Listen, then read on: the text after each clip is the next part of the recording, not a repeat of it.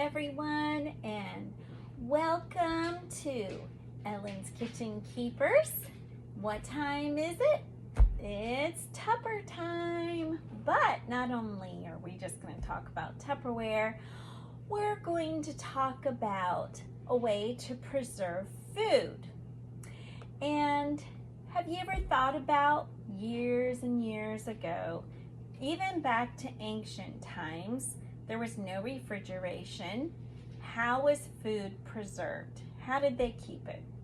Well, y'all, I'm sure are familiar with wine, yogurt, pickles, vinegar, cheese, sauerkraut, kimchi. Those would have been some things that are fermented. And that is what they did. They fermented foods. And that's how they kept it. And traditional cultures today still do that. So I've been fermenting food for probably 12 to 15 years. And it's a great way to still keep the vitamins and preserve the food. Okay? So I thought I would talk to you about that today. And this kind of fermentation is not like your typical sauerkraut that you would buy in the store that comes in a can. I don't really like sauerkraut. Now maybe y'all do, that's great. And having lived in Wisconsin, a brat with sauerkraut on it is a popular thing, or hot dog with sauerkraut. But I'm talking about lacto fermentation, which is the bacteria called lactobacillus. Hopefully I'm pronouncing that correctly. That bacteria, lactobacillus, lives on plants, and it lives in our digestive system, it lives in our mouths, and it converts sugars into lactic acid. And in doing so, it prohibits the growth of harmful bacteria, and the food that you ferment actually becomes more nutritious because it's enhancing the vitamins, and it makes your food easier to digest. So it's really a good way to eat. We talk about, nowadays you hear a lot more than you ever did even 20 years ago. Oh, you need to get a prebiotic or a probiotic, okay? We know anti means against. Antibiotic gets rid of bacteria, both good and bad. Probiotic is for, okay, it promotes good bacteria, okay? So eating a fermented food like yogurt will give you a probiotic. And I am a firm believer you should get your nutrition as much as possible from foods. And we should all be having a prebiotic or probiotic food in our diet. Okay, so today, being that we're getting our spring cabbages are all done and ready to be harvested. I have one here. It's time to process it.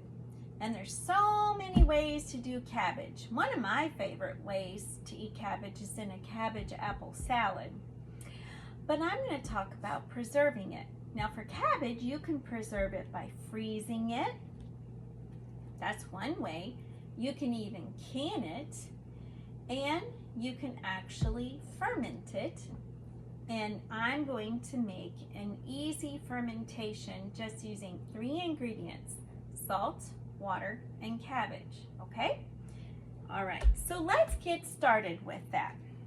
And this is why I have to bring in the Tupperware, because Tupperware helps me with food preserving.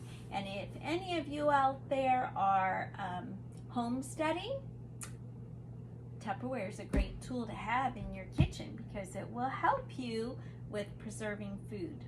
Yep, this is a big bowl. I don't remember how many cups it holds. Let's see. they put on the bottom 42 cups, okay? So these are very handy and I love the handles on them. But let's get started with the fermenting. Okay? So I'm going to use this bowl because I'm not using as much. I'm just doing 1 head of cabbage for you today so that you can see it, okay? So I'm so glad that Tupperware has knives to help me in my kitchen. Not only does Tupperware just have bowls and food storage, they actually have a lot of kitchen prep tools. And that's why I became a Tupperware consultant, because I wanted to get these kitchen tools. And amazing they are. They've really helped me. Okay, so we're going to start out with our cabbage. I've already peeled off some of the outside leaves here.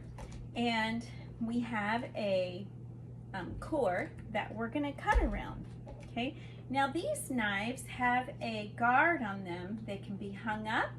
The guard locks on, and so they're safe if you have children that might happen to access them, small children, they won't be able to get to them. So I'm going to cut around that core and get that out. Now when I do cabbage, especially if it's a homegrown cabbage, there might be some spots in it that aren't very good, and so you have to cut around those spots. And so this smaller utility knife is good for that, cutting around any spots. And then I'll save that for the compost. Okay, so I'm going to slice down this way. This is my Tupperware cutting board as well. It's a non-slip cutting board, so it's going to stay stationary very well. Now, you can cut this yourself. It's kind of therapeutic, isn't it? Cutting it, and cut it into the pieces that you want, the size that you want. I like my ferments to be smaller in size because it's just easier to chew. So I'm going to take some of these bigger chunks here and make them into smaller chunks. And I'm going to use my handy food chopper to cut these. Now I am going to save one of the leaves, and there's a reason why I'm going to be doing that. Now this is my food chopper from Tupperware. It not only chops, it also can stir. And I like how it comes with a food guard on it for the blade guard. And it also has a non-slip ring on the bottom. And what I like about the chopper is that I can regulate how big or small I want the pieces. Okay, such as if a regular electric food processor that you plug in is a little harder to control. I mean, you push the buttons and the stuff is chopped up so fine. Well, here I can gotta make sure this is on. I can regulate the size. Again, once it gets started, each pull I think is a rotation of 12 times. It's very quick. And do you see how quick I chop that? Okay. And now I'm going to put this in my bowl and just do some more for you.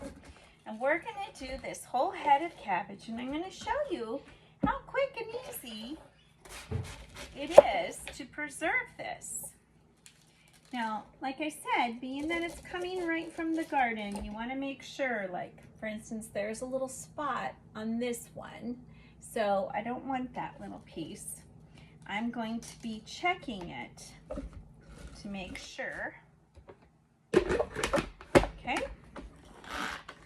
And make sure this is on, locked in, and ready. And then sometimes give it a little shake so I can have the larger pieces go to the bottom. And look how fast that was. Chopped and ready. And I'm going to put it in my bowl. And we'll just keep continuing until the cabbage is done. Now, I have washed everything. So when you are fermenting, you want to make sure that you have your jars clean. Now, a lot of people might use an old crock and that it has a lid. That's what some people think, well, oh, fermenting, I'm going to have to buy a fermenting kit. I'm going to have a crock. No, you don't. You can use any jar. Any jar. You could use an old, glass pasta sauce jar with a lid, but I like to use the mason jars, okay?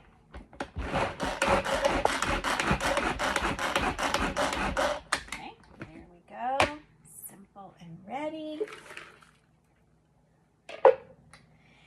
And there are various types of, now there's a little spot right here, so I don't want that one. There are various types of fermentation kits that you can buy. The Mason Jar Tops has a great kit that you can get. I think it's about $50. Walmart and other stores, the Ball Canning Company, so there's the Mason Jar Canning Company, and then there's the Ball Canning Company. And of course, if you don't have this chopper or food processor, you can just cut it up too. It'll take you a little more extra time. So the Ball has one, the Mason Jar has one. Cut in there. And this would be great too for any of you that are living off grid, or maybe you're going camping and you want to whip something up. Maybe your power's out. Our power goes out a lot. So this is what the Ball kit looks like. It comes with fermentation lids, and it's got these springs in here that hold the food down. You need something that holds the food down. I ordered these off of Amazon. These are like little pucks, and they come in with a set of 4. Show that to you. And these have a little handle.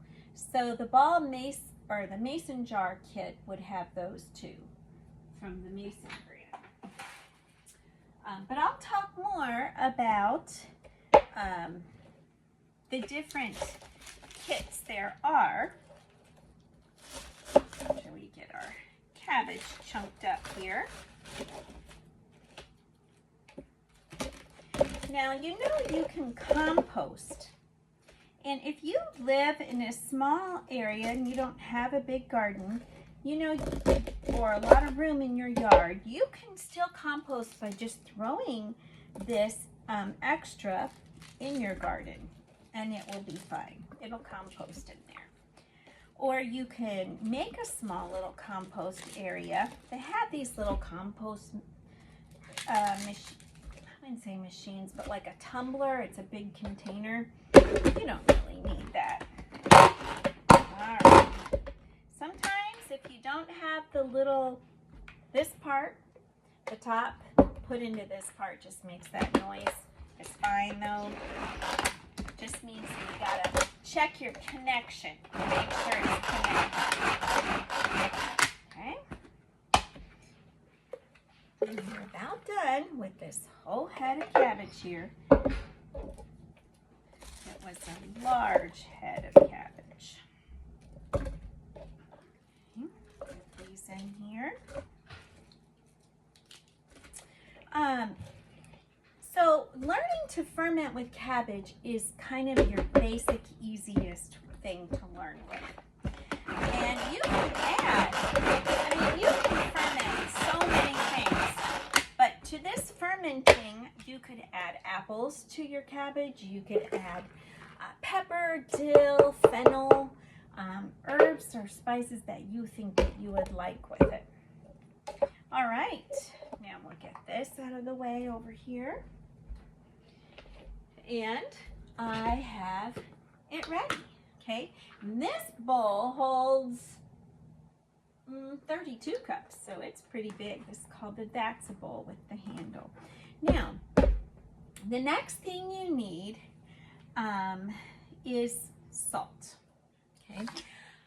It needs to be a salt that is not, doesn't have iodine, and you could use a kosher salt, or you could use a Himalayan salt. I like Redmond salt. It's called real salt. It's an unrefined mineral salt made here in America, which is really great because it's from an ancient seabed. So I like this the best, and it's what I use all the time in everything. And you will get plenty of minerals. I think it's like 60 minerals that you get with that.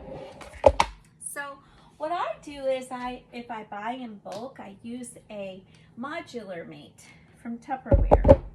And I'm going to put, for every head of cabbage, a tablespoon of sea salt.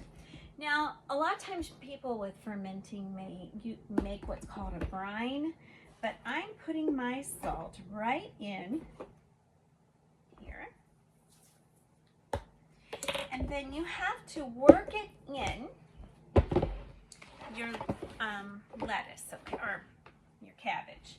And you can do this with your hands by just kind of working it in. So vegetables have a lot of liquid.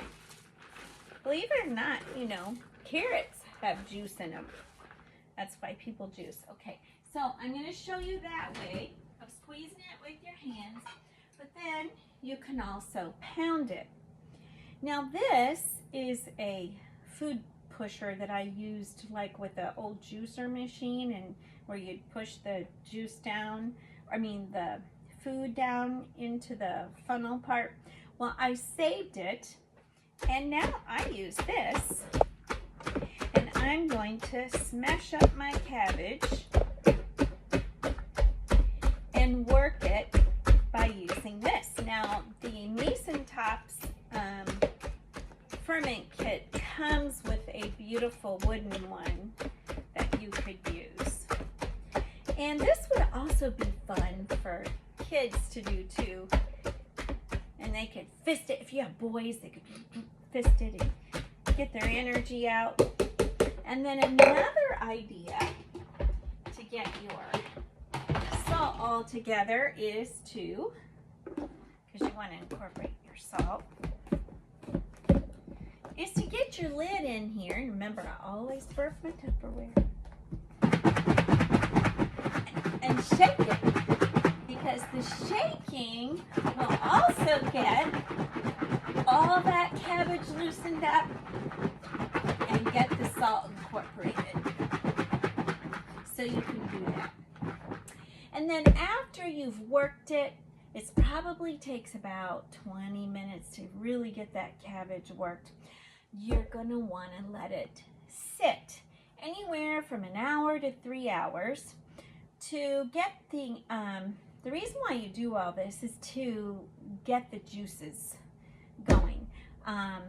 The salt helps to release the juices, and it's also going to be your fermentation, your brine, okay? So we let it sit anywhere from an hour to 3 hours. And I already have one done here. That's ready to go. And as you can see, it might change the color a little bit, and as it ferments, it's going to get clearer. Okay, and I have my jar ready. All right, and I'm just going to put this in here, and it's ready to go. Let's see. Now you can use a funnel if you'd like to, if you would prefer a funnel. And I can see the liquid at the bottom of this here. And in some of my cabbage ferments, I add apples. You could do onions and carrots. Okay, now you want to take this, push it down, get it packed in there, and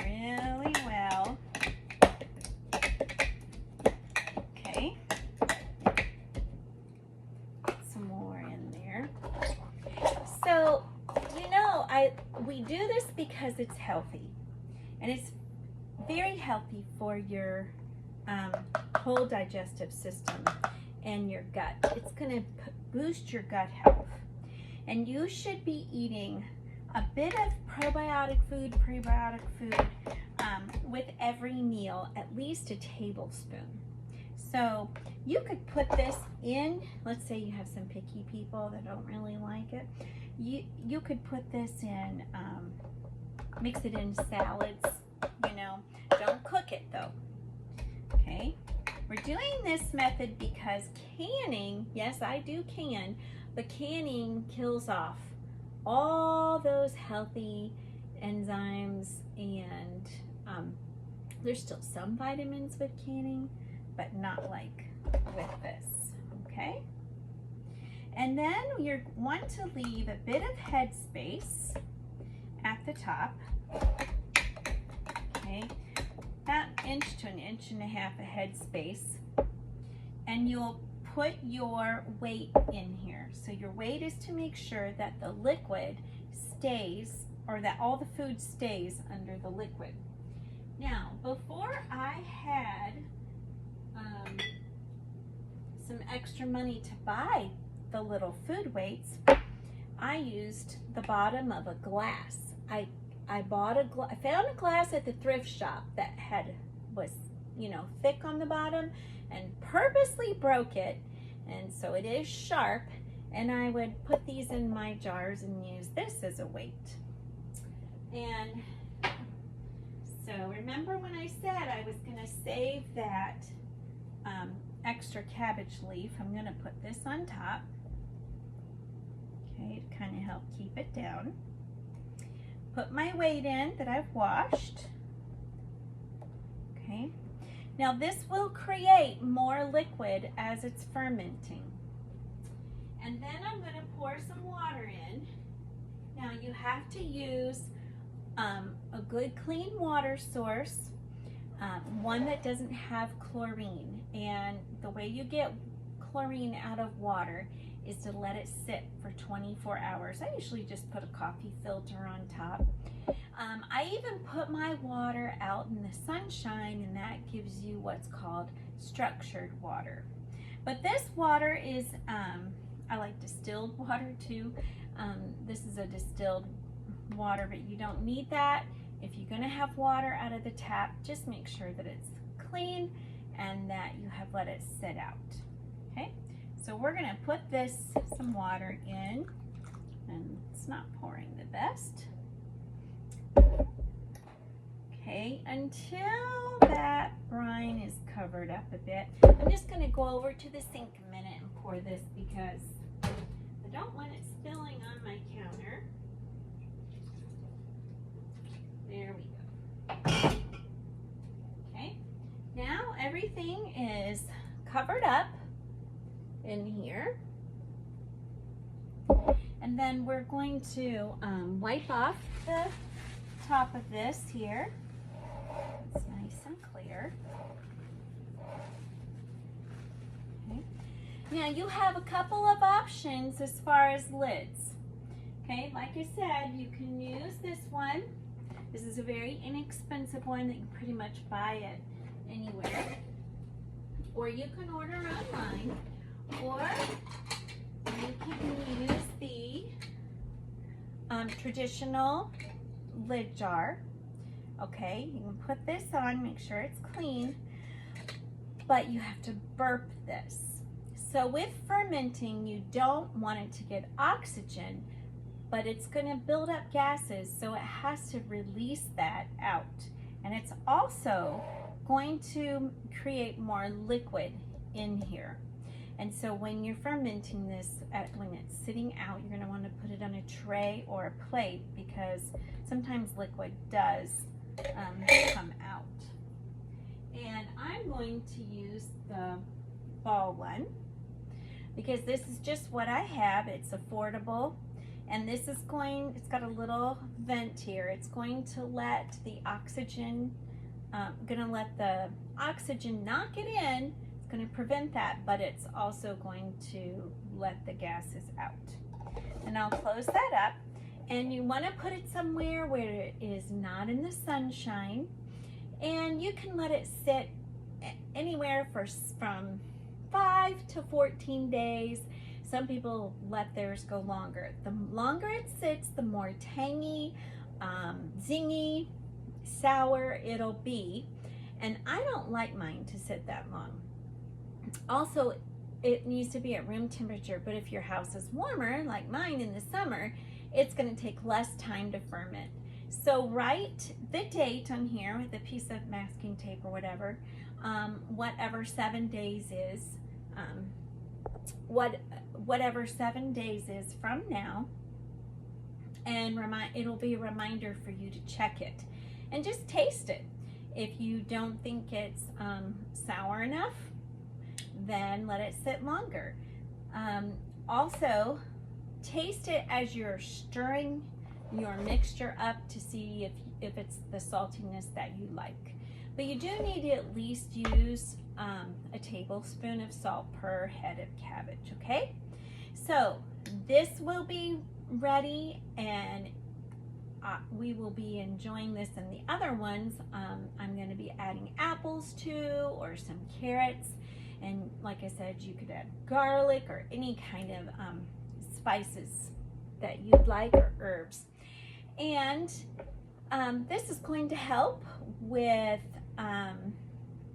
diabetes, blood pressure, heart disease, even helps with respiratory health and asthma, helps with skin issues, because part of the reason why people have eczema and skin issues is because they do not have good gut health. So if you're finding you're having troubles with your skin, whatever it is, got to get to the root of the problem, which is what are you eating, and the gut health.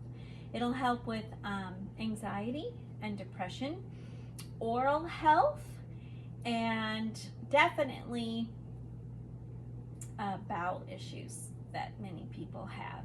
So it takes a little while to get used to, and like I said, start with a tablespoon and then a tablespoon every meal. That could even include yogurt. I make homemade yogurt, so easy to make. And also, if you see a little film developing on top, that's called calm yeast, and it's not harmful. It might have a little smell to it. It could mean maybe you need a little more salt. It could mean that your brine's not getting enough oxygen. Just skim it off the top and it should be fine. Very rarely do these mold. If you do get mold, definitely throw it out. But this will promote the growth of good, healthy bacteria, and it will inhibit the growth of harmful bacteria. Sometimes when you're canning foods, you have to watch out for that bacteria, but not with the fermenting. So if you have any questions or comments about fermenting, let me know. I'd like to do a fermenting class sometime. I did not go into full detail here in this video about it, but I just wanted to let you know here's an easy way to preserve your food. It will stay good. I've had some of mine stay good a year and a half. It does need to be in cool storage, either a cold room, like a cold back porch, or a cellar, like a root cellar. Most homes don't have those anymore, so you could just put it in the refrigerator. So there you go. Happy fermenting. Thank you for watching.